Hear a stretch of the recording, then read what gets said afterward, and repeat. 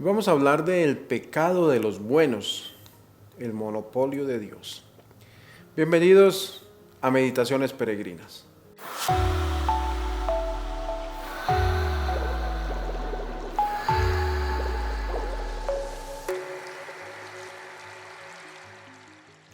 Tomemos el texto de hoy para la reflexión, para esta lección divina en Meditaciones Peregrinas, Marcos 9, 38 al 40. Marcos 9, 38 al 40. En aquel tiempo Juan le dijo a Jesús: hemos visto a uno que expulsaba a los demonios en tu nombre, y como no es de los nuestros, se lo prohibimos.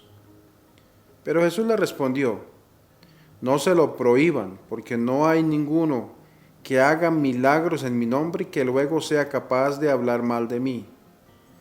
Todo aquel que no está contra nosotros está a nuestro favor. Palabra del Señor. Gloria a ti, Señor Jesús. Este corto texto del Evangelio de Marcos 9, 38-40, nos presenta por un lado a Juan, que es el que habla en esta oportunidad. Generalmente no habla tanto, el que es como la voz de los apóstoles es Pedro. Sin embargo, en este caso es Juan el que va a hablar, el hijo del trueno. Casi siempre que habla Juan habla con un poco más más que de autoridad, como de sensatez. Sin embargo, aquí se presenta una situación que vale la pena reflexionar. Juan, le comunica que hay personas que están exorcizando, expulsando demonios, y que ellos pues se lo prohibieron porque no son del grupo de los apóstoles. Es decir, no pertenece a los 12. Y esos 12 apóstoles eran aquellos que habían recibido justamente de Jesús esa autoridad, ese poder para expulsar demonios. Lo recordamos que también nos lo presenta, si no me equivoco, Mateo 10.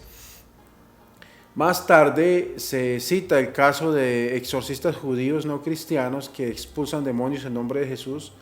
Esto ya es después de la resurrección en Hechos 19, donde se presenta este caso, ¿sí?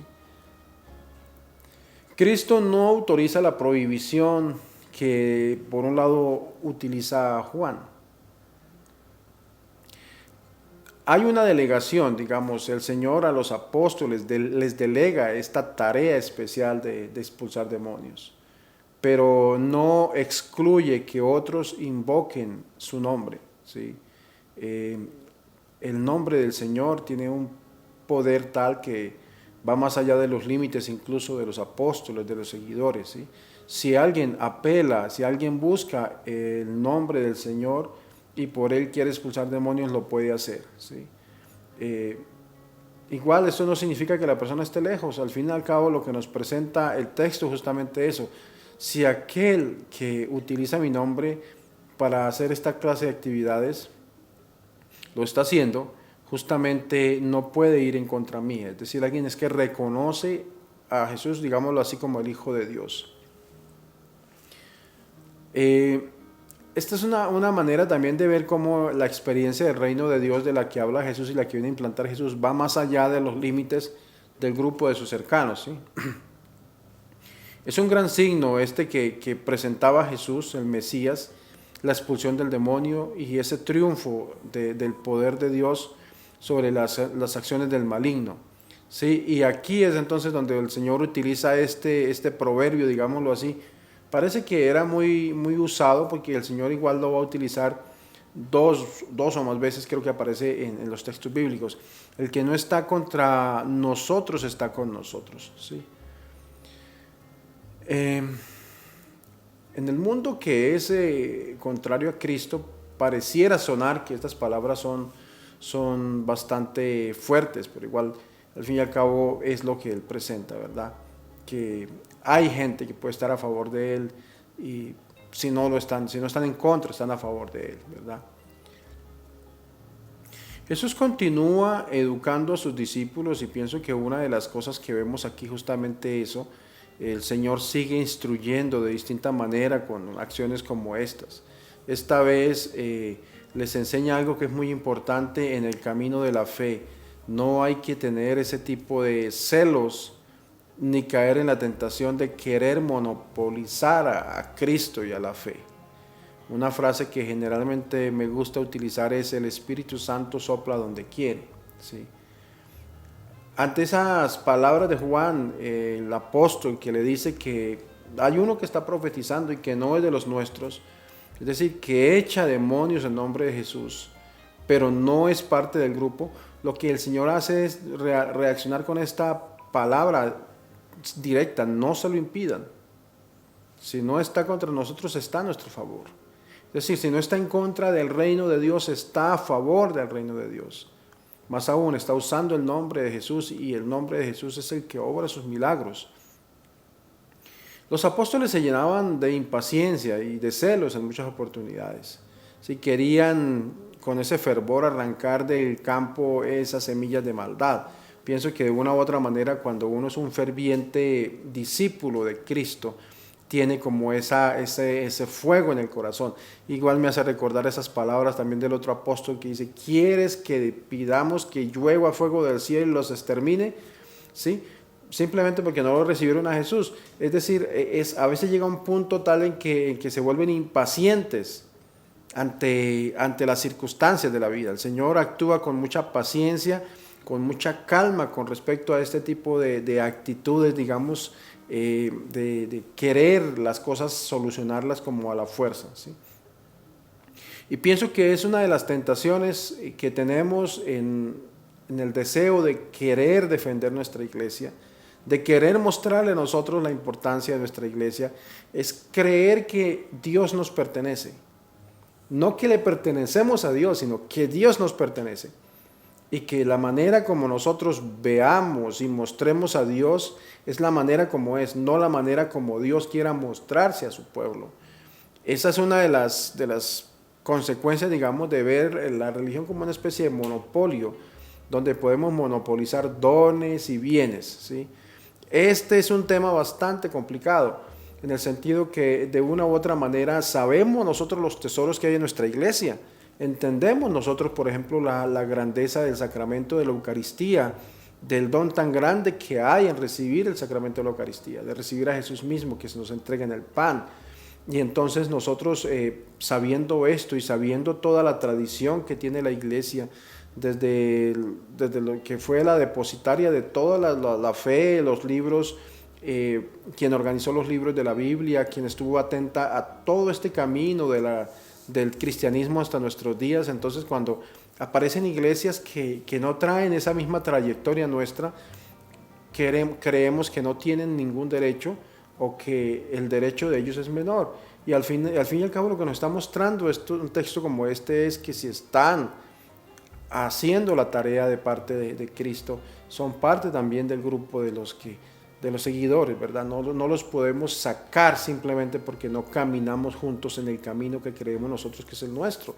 Y concretamente hablando de los apóstoles en este momento estaban con Jesús en persona, y es Jesús mismo el que les dice: estas personas no les pueden impedir que en mi nombre, aunque no estén conmigo aquí en este momento, en mi nombre expulsen demonios, ¿sí? Debemos manejar un poco eso, ¿verdad? Y pienso que es una tarea que tenemos, la tentación de querer, digamos así, monopolizar a Dios, ¿sí?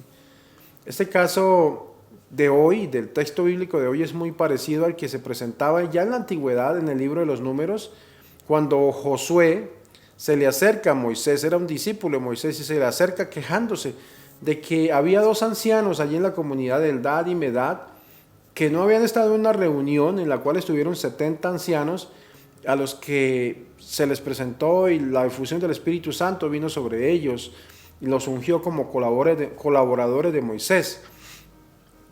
Aquellos dos estaban fuera del grupo y recibieron ese don, y entonces actuaban y profetizaban por ese don.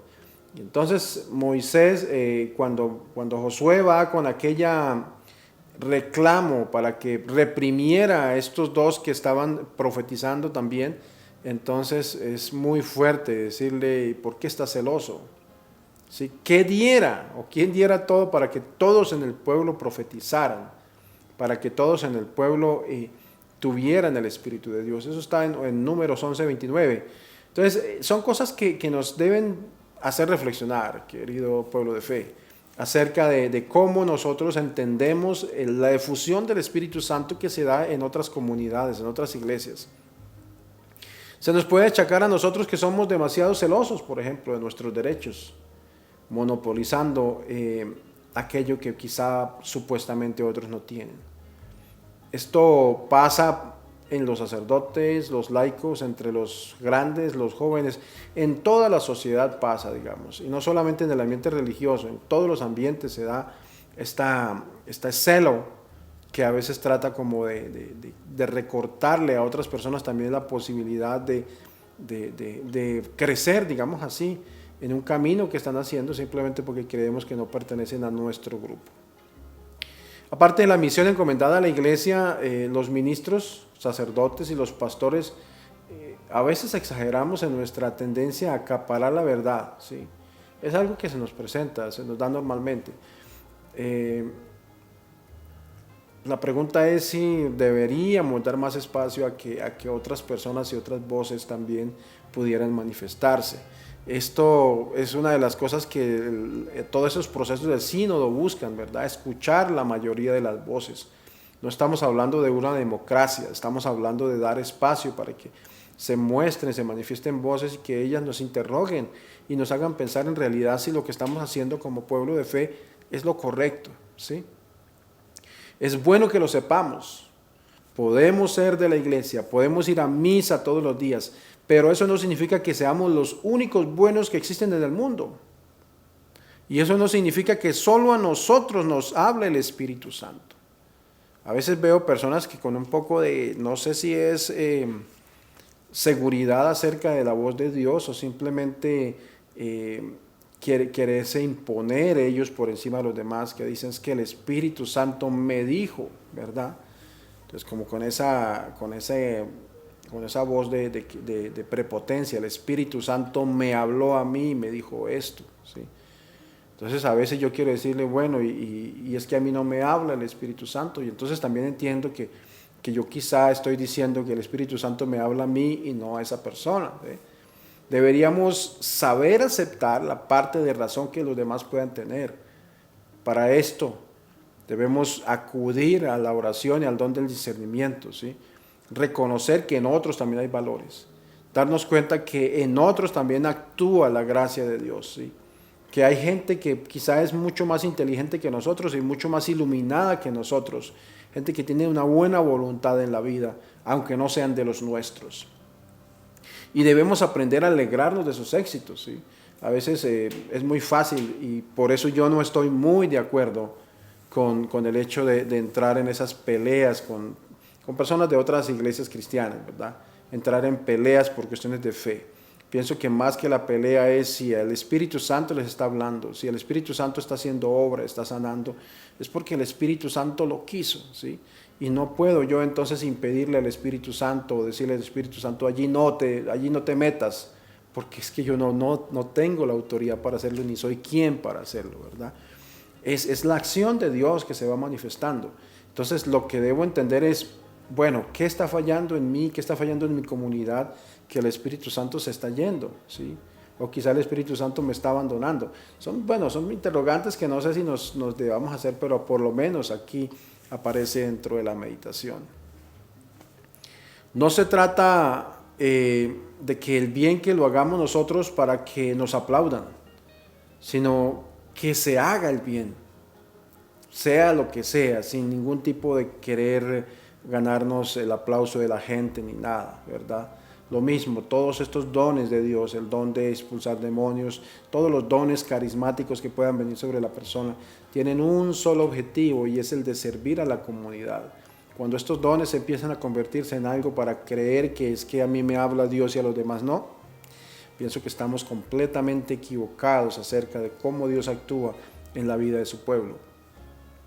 Recuerdo también que Pablo, escribiendo desde la cárcel a los Filipenses, capítulo 1, versículo 18, reconoce que hay personas que están predicando a Cristo, que hay unas que lo hacen porque son rivales, por peleas, por rivalidad, pero otras lo hacen de buena voluntad. Él se alegra de que el mundo vaya conociendo a Cristo. Al fin y al cabo, por hipocresía o sinceramente, Cristo se va anunciando. Y esto es una alegría y seguirá alegrándome, lo dice el mismo Pablo, ¿sí? A un punto es una especie de situación irónica, ¿verdad? De cómo como hermanos nos demos tan duro, como cristianos nos demos tan duro, pero al final es Cristo mismo el que va creciendo en las comunidades, ¿sí? Y yo pienso que esto mismo nos debe animar. Eso no es como, es igual que las experiencias que se están acabando, las experiencias de esa competencia sana entre una o dos empresas que ofrecen un producto. Eso es para el bien de la gente, porque eso invita a que lo que se hace se haga verdaderamente bien.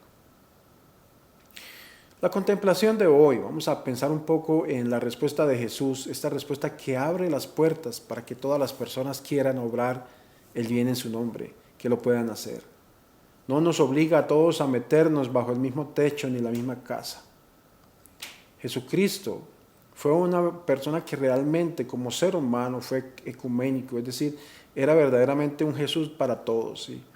Le preocupaba el bien de toda la humanidad, ¿sí? No solamente se centraba en su grupo, en hacer el bien a los de su grupo, sino tratar de ayudar a otros. Es la experiencia que debemos vivir todos los días con nuestra caridad. Las obras de caridad que se hacen sin pensar si este es de los míos o no, simplemente es un ser humano que necesita. Las batallas que hace el mundo, las batallas que libra la iglesia, las debe librar pensando en el bien de todos, no en el bien propio. Cuando entra en la lucha por el derecho a la vida es porque la vida de cada ser humano vale. Cuando tiene un lugar como en nuestra comunidad aquí, un lugar donde se reparte comida a los pobres, es una actividad que se hace sin preguntarle si tienes documentos, si no los tienes, si eres o no eres de la iglesia, si vas a misa o no, en qué te gastas tu dinero, nada de eso, simplemente por el bien de la humanidad. Pienso que Jesús se opuso fuertemente a esos impulsos de los discípulos de convertir la comunidad en un círculo cerrado, ¿sí? Como eran las comunidades en su época, los fariseos, los escribas, eran grupos cerrados, ¿sí? Lo que él quería mostrarles es que debían ser más abiertos a darle espacio a todos, ¿sí? A que todos pudieran recibir de él su cariño, su formación, su amor, todas esas cosas importantes. Pienso que eso fue una de las cosas hermosas que hizo el Señor. Lo que hacía el mensaje de Cristo era preparar para que hubieran discípulos y discípulas, es decir, que fuera una comunidad donde entre todos se ayudaran. De hecho, en la primera comunidad cristiana las diaconisas tenían un papel importante, ¿verdad? Había un papel fundamental en la vida de la comunidad, cosa que no sucedía en otros ambientes de su momento, por ejemplo, entre los judíos, ¿verdad? Es una importante lección para nuestros días cuando hoy se está mundanizando todo, ¿sí? Cuando hay muchas religiones alrededor. Esto es una contemplación que debemos hacer, ¿sí? Antes no nos preocupábamos. Mucha gente que llega a Estados Unidos, que vivían en su pueblo, donde conocían una familia que era de una iglesia cristiana, protestante, y entonces se le miraba feo. Hoy en día ya hay cantidad de iglesias cristianas en cada pueblo y en cada ciudad hay cantidad de religiones. ¿Cómo podemos aprender a aceptarlos, aceptarlos como vecinos, aceptarlos como parte simplemente de nuestra comunidad? ¿Cómo podemos vivir aceptando que Dios también está presente en ellos, no solamente en mi iglesia, en mi comunidad? Son diálogos, son inquietudes que debemos por lo menos poner en nuestra mente de vez en cuando para la reflexión, para la meditación y para la contemplación. Es preciso que vivamos ese espíritu de Jesús, un espíritu abierto, una manera positiva de ayudar a otros, una manera positiva de estar abierto a todos y a dar su gracia y su espíritu a todas las comunidades. Sin embargo, pienso yo que como católicos sacamos con orgullo esas banderas de ser los que tenemos las verdades de Cristo desde el comienzo, de tener el don de la Eucaristía, que es precioso, lo más maravilloso que hay, de tener la tradición desde los apóstoles o el magisterio, pero lo hacemos para permitir a los demás encontrar a Cristo o simplemente para mostrarles que somos los dueños y los administradores y por tanto decidimos quién va a recibir o quién no va a recibir la luz del Espíritu Santo. Son puntos que los invito a que contemplemos en este tiempo. Señor, que abriste la puerta a todos los que aceptan tu nombre para que fueran también aquellos portadores de tu sanación. Enséñanos a nosotros como pueblo elegido a aceptar que también eliges a otros pueblos, que también amas a otros como nos amas a nosotros, y que no por eso debemos sentirnos celosos ni creer que podemos monopolizar o decidir nosotros a quién le quieres hablar.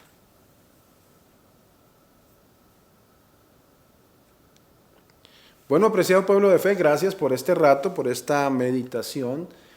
La invitación es para que nos centremos ahora un poco en la acción de este día, en mirar a los demás con ojos de hermano, mirar a los demás con ojos de a ellos también les habla Dios. Y así pues, no solamente verlos como eso, amar lo que vivimos, amar lo que Dios nos ha dado, pero entender que Dios también ama a otros.